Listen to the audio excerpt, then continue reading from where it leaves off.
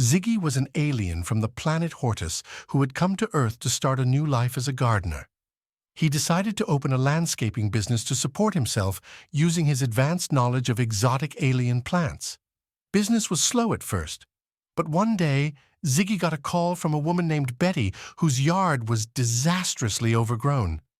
Ziggy came over right away, pulling out strange gardening tools from his spaceship. In just a few hours, he had completely transformed Betty's yard into a lush paradise.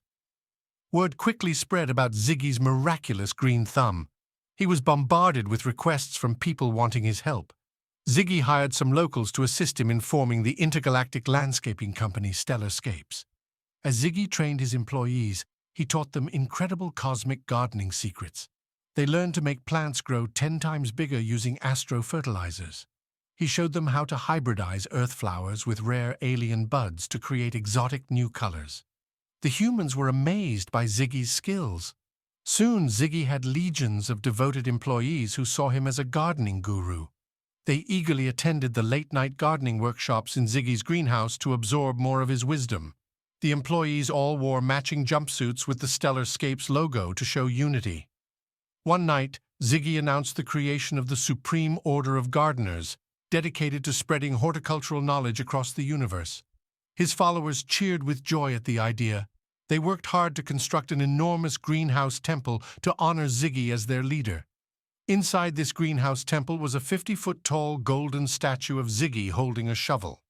Surrounding the statue were ornate fountains, alien vines, and plants not seen on Earth.